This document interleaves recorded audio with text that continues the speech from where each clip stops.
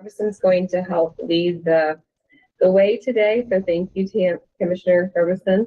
We also have Commissioner Bland, Commissioner Gost, Commissioner Roche, Commissioner Bradford, Commissioner Patel, Commissioner Palma, Commissioner Morgan, and I believe, is there any other commissioners on that I may have missed?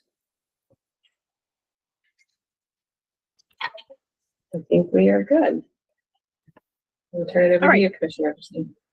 All right, then we'll start with the first order of business, which is that standard statement regarding the virtual nature of today's meeting. The project subcommittee of the Critical Area Commission is holding this meeting virtually. This meeting is being held using Google Meets and will be streamed live to the public. The public will be able to view the meeting from the Commission's website, and the meeting will be closed captioned. Minutes of the meeting will be provided on our website. And with that, the next order of business will be the approval of the January 14th Project Committee minutes. May I have a motion to approve the minutes? Commissioner Morgan, motion to approve. Thank you, Commissioner. May I have a second motion to approve? Seconded. And that is Commissioner Bland. Thank you. Via phone. Any amendments or discussion? I'll call for a vote. All those in favor, please unmute and say aye. Aye. Aye. Aye. Any denials? And lastly, any abstentions? All right, then we can move on to the first and only project on today's agenda, and that is the project committee will vote on is St. Mary's County Town Creek Elementary School mobile classroom, where St. Mary's County is seeking conditional approval to exceed the lot coverage limits on a parcel classified as limited development area for the construction of a mobile classroom. Michael Macon will meeting over to Michael. All right. Thank you, Chair Robertson. Let me get my screen shared. All right. So I'm Michael Macon. I'm a planner with the Critical Area Commission. I will be presenting a project from St. Mary's County Public Schools to install a new mobile classroom, which requires a vote for conditional approval. I'm joined today by Stacy Clements from St. Mary's County, and also Todd Whitlock and Vivian Johnston with the St. Mary's County Public Schools. They will be available to help answer any additional questions that the committee may have. So St. Mary's Public Schools is proposing to replace 2 failing mobile classrooms at Town Creek Elementary School with a double-wide mobile classroom from Leonardtown Elementary School. This project will maintain classroom space to meet state and county educational requirements. This project requires conditional approval from the commission because it will further exceed the allowable lot coverage limit on the property. To orient ourselves, Town Creek Elementary School is located in St. Mary's County. Specifically, it's in California, Maryland, along the Patuxent River, indicated here by the orange star on the map.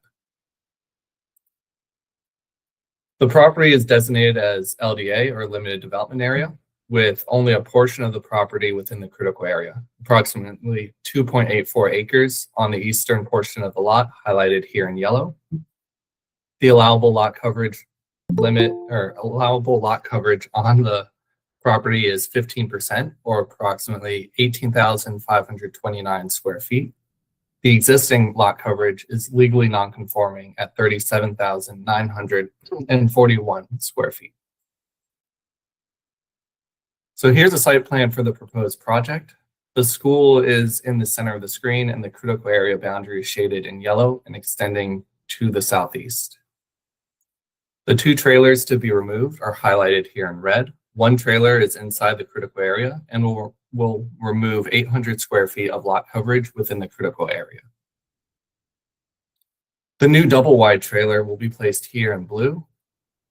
The trailer will add approximately 1,536 square feet of lot coverage and require 1,527 square feet of clearing. This location was deemed the only feasible location on the property. Various site constraints and topography prevent the trailer from being located elsewhere, including the location of the trailer to be removed. The net increase in lot coverage will be approximately 736 square feet. The project will require a total of 2,308 square feet of mitigation. That includes clearing and for the lot coverage exceedance. The county public schools has proposed to provide a total of 3,600 square feet of mitigation through the planting of 18 dogwood trees along the east side of the property, indicated here by the green circles. The erosion and sediment control plan is pending approval by the St. Mary's Soil Conservation District and awaiting the conditional approval by the Critical Area Commission. Maryland Historic Trust determined no historical properties are affected.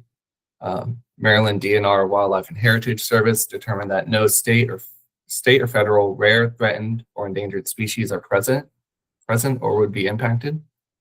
While not required, we did review the project for climate resilience. The project is approximately 100 feet above sea level and 950 feet inland, with no wetland mitigation areas, and it's not vulnerable to storm surges or sea level rise. It met the public notice requirements. Signage was posted at the project site, and notice of the project was posted in the Southern Maryland News back on November 28th in 2025. So in order to grant conditional approval per COMAR 27.02.06.01, the commission needs to consider certain factors that are provided on the screen. St. Mary's County Public Schools provided responses to these factors in attachment 2 of the staff report. This presentation highlighted some of these factors as well. In particular, special features on the site include that the site is heavily constrained by existing improvements and topography, and the only available space for the double-wide mobile classroom is within the critical area where it will exceed the allowable lot coverage limit. The project will provide substantial public benefits through maintaining the classroom space necessary for state and local education requirements at Town Creek Elementary School. And otherwise, the project is in conformance.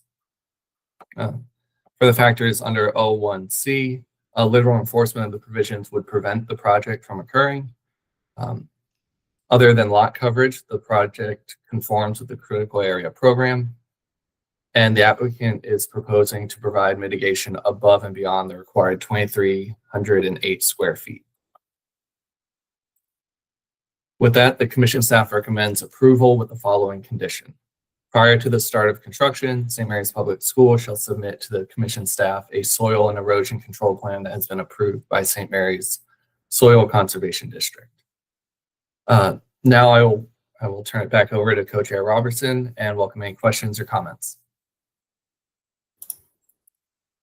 All right, thank you. So we'll take questions at this time. I guess I would like to start off with, so currently there's 2 trailers, one located within the critical area and one that's not. And so I know there was mentioned in the staff report that the proposed double classroom unit, the 2 separate, instead of installing the smaller trailer units, they're proposing to do the double classroom. And it says this is necessary to meet state and county educational requirements. If you could speak a little bit to that, on why like 2 smaller units isn't being proposed, which one of those is located outside of the critical area?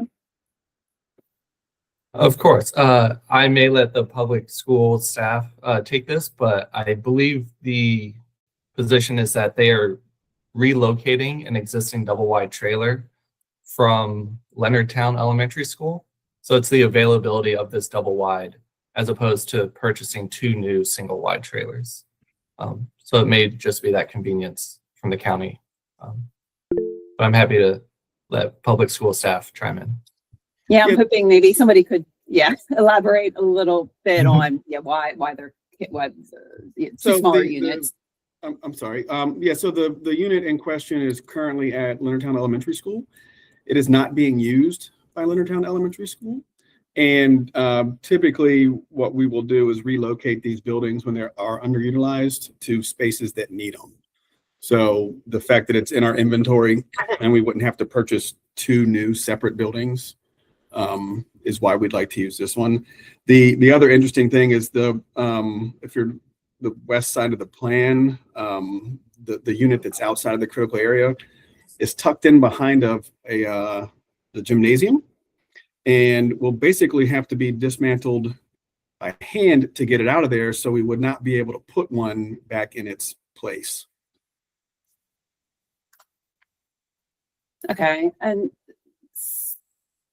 so what I'm hearing is, because the staff report, it's a little misleading that the double classroom is necessary in order to meet state and county educational requirements. But in essence, like smaller trailer units could be the appropriate structure. I guess I just want to clarify that, because it reads that it's not conform. I'm interpreting it that smaller trailer units aren't conforming to state and county educational requirements, but in essence they are. It's just that you have an existing trailer that is a larger size, and that's in essence why it's being used. Yeah, basically the 2 in question are very old, from the late 50s, early 60s. They're well beyond their useful lifespan. And they're both currently being utilized as second grade classrooms for the school. So that's why the 2 rooms are necessary for the educational purposes of the school. And then the one that's in the critical area, are there plans for it to be removed? And maybe I missed that piece. Yes, that both buildings and including the one in the critical area will be removed. Is there a timeline that's set to that? Yes, we would like to do that this summer. Okay. Commissioner Hans? Hi. I appreciate the opportunity to ask questions. I too am also concerned about the use of this, the plan to add a double trailer rather than locating them in or possibly outside of the critical area, if possible, and furthermore needing to add clearing into such a critical area right near what looks like a pretty significant drop off of elevation there. I'm personally familiar with the site, resident of St. Mary's County, and right now the school district is going through a redistricting process, and one of the proposals, the one that has been recommended to the school board, involves closing an elementary school because it isn't needed for the number of students who are currently enrolled, and all of the all of the redistricting numbers are based around, from my understanding in the publicly accessible documents, not using mobile classrooms. So I'm really confused about the need for mobile classrooms for Town Creek, and especially during redistricting, where if there is a need for students to be safely housed inside a school building, now should be the perfect time to realign those numbers so that a mobile classroom would not be necessary. So I can't speak to all of those things. I can speak to the site itself. The reason we chose where we chose is because that is literally the only part of that piece of property that will house the building in question. On the outside the critical area, you see there's a parking lot, there's their playground, there's a massive septic field, all in that area. It's not in the critical area. So it's really our only option. I will say that and I'm not privy to any of this information, but from a closing of a school potentially, of a building potentially, Town Creek would not be one, because there's significant state investment in that building in the last couple of years, which would be required to be repaid to the state. So I just can't see St. Mary's County Public Schools doing that. I can say that California is a very populated area. Town Creek, kids that would normally want to go there for pre-K are being bused to other buildings because they don't have enough space. There are two, I believe, there are kindergarten classes out behind the building in a mobile unit, which is also near the end of its life, kind of where that yellow arrow is on the screen. So, I mean, I can say for right now and for next year, that building still needs, these 2 additional classrooms to be able to function. And like I said earlier, the 2 buildings that are currently there are just beyond their useful life and beyond repair for the most part.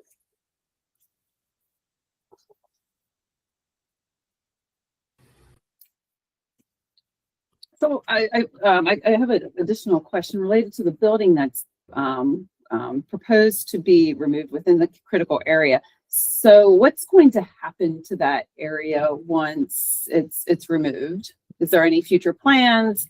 I guess additional plantings. What's the plan for this area? Once that building is removed, the property would just be regraded and stabilized. It's actually sitting on some asphalt currently. I plan to have that removed and then, like I said, restabilize the area. But beyond that, I'm not aware of any plans. We have no plans to do anything with that.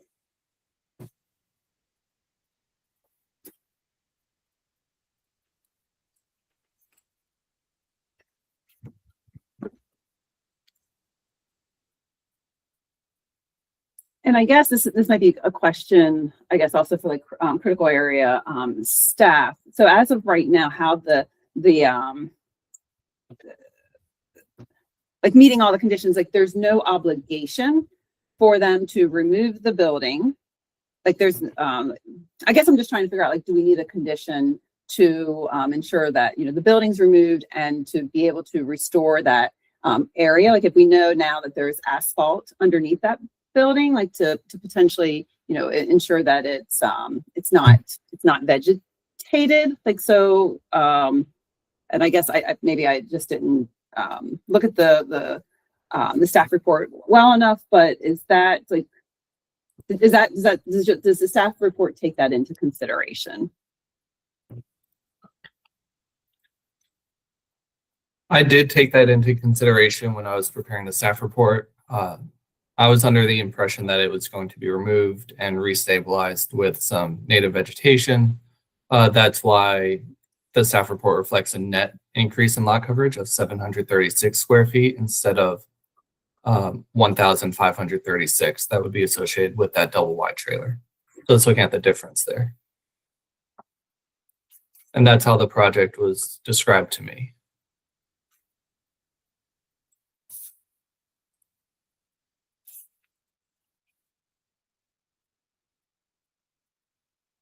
And for, I guess, projects that are similar in nature, is there any kind of formal documentation when you have a pervious surface? Is there any formal documentation that the property owner or the applicant provides to formally document that, yes, they've checked that box at the end of the project?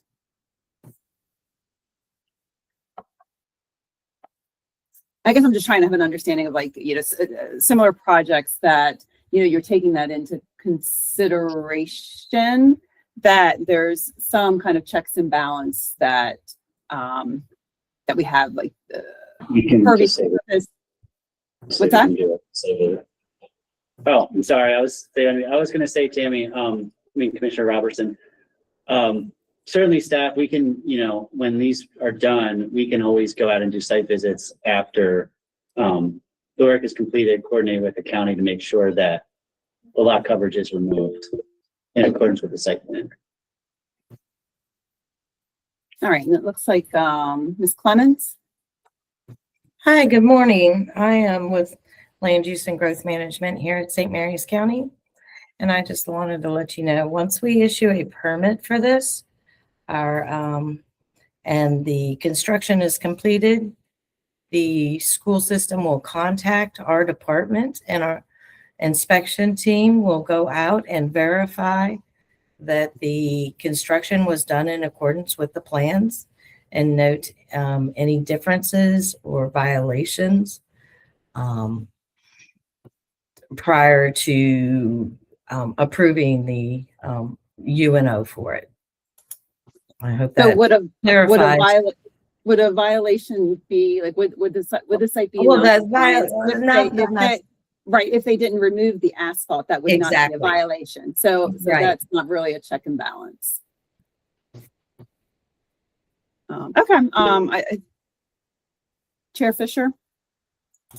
Yep, I just wanted to follow up on that one because I don't know how and maybe Ms. Clemens could speak to this, but my assumption would be that if the site plan called for the removal of the surfaces, then it would be a violation of the plan if it was not removed. Is that correct, Ms. Clemens? Yes, Okay. that's the intention. We can note it on the site plan that the asphalt below the trailer or mobile classroom would need to be removed.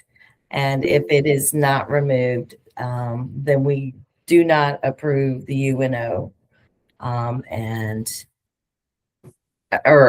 We don't approve it until it does have the asphalt removed. Does that clarify it a little bit for you, Ms. Robinson? Yes, and I think Okay. Jen, you have your hand up, or somebody in that room has their hand up. Yeah, this is Nick again. What I was going to say is what we could offer is when Ms. Clements, has that, she can give that report to Michael and we can at a future meeting, like under old business, just let people know that's been completed. So that way the commission is aware that the removal has been done in accordance with the approved site plan for the county's school facility. Nice.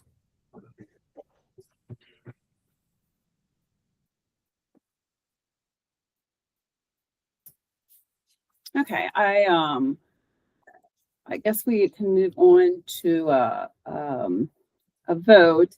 And I guess I just want to note that that the impacts are really being driven by the dimensions of like the unit that's available from Leonardtown Elementary. And I don't know if we necessarily should be making decisions based on just because of available units. And so I guess just wanting to kind of go on the record that, the decision is being made, really based on the just of an existing unit and not necessarily on the there could have been, two units constructed or installed, one of which could be located outside of the critical area. Commissioner Hans? Thank you, Commissioner Roberson. I concur and would like to echo that being on the record is not,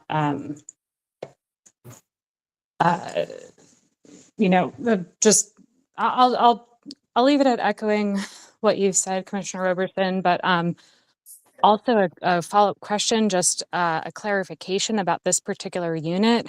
I might have missed earlier. What is the age on the unit that would be moved from the other elementary school? It's about 12 years old. And what's usually the life expectancy of, I guess, that unit that's being moved?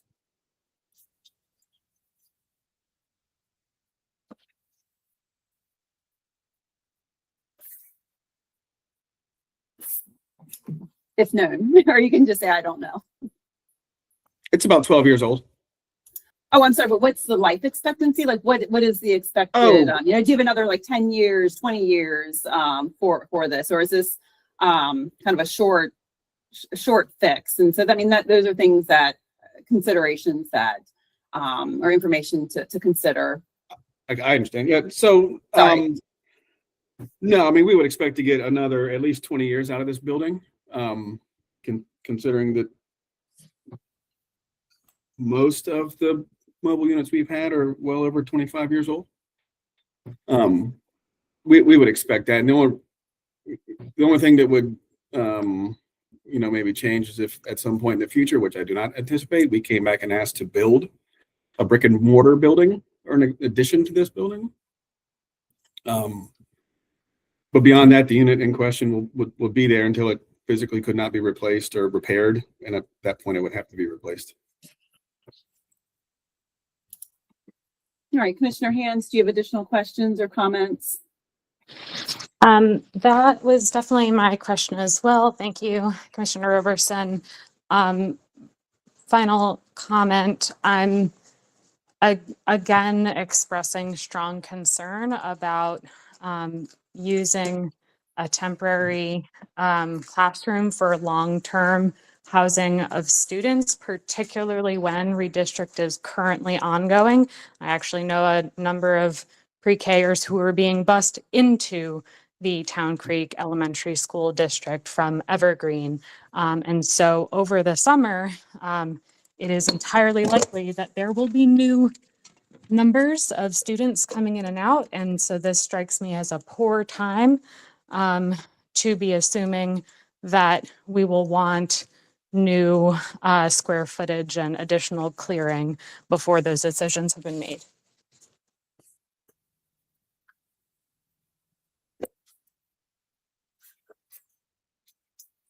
All right, do we have any other comments or questions from commission staff, commissioners?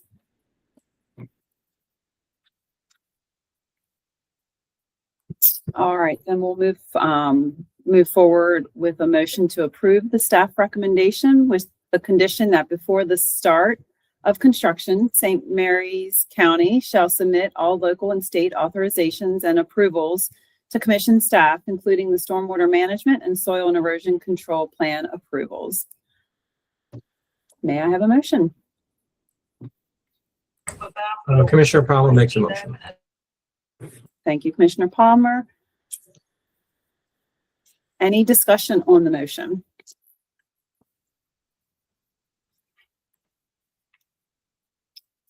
All those in favor, please unmute and say aye.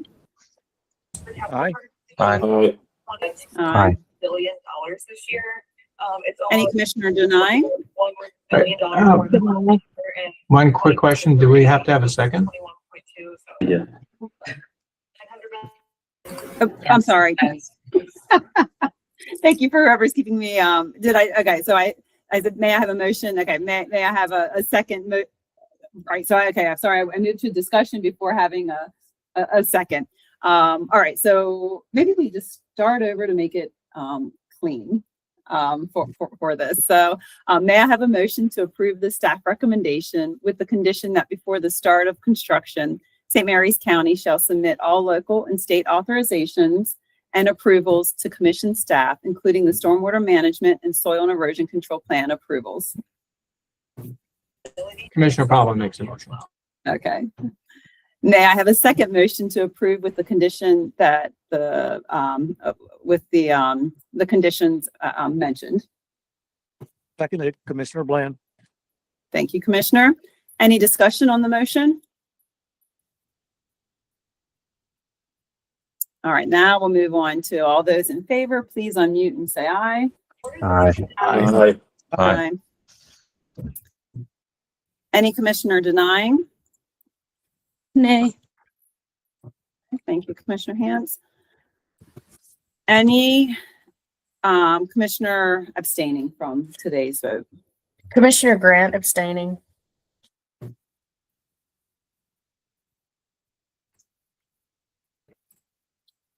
All right, and with that, I think that concludes the project committee. Commission staff, do you have any final words? Anything to note? I think the next meeting is, I should have looked, next week, right? The full commission meeting. Yep, 1 o'clock next Wednesday, virtual. Okay, great. Well, see everybody then virtually, and as I mentioned earlier, if you visit the critical area commission, you should stop by the new bakery that's located next to them. You won't regret it. And thanks to Seniors County for joining. Thank you. All right, thanks everyone. Have a good day. Bye, guys. Bye. Thank you. Bye.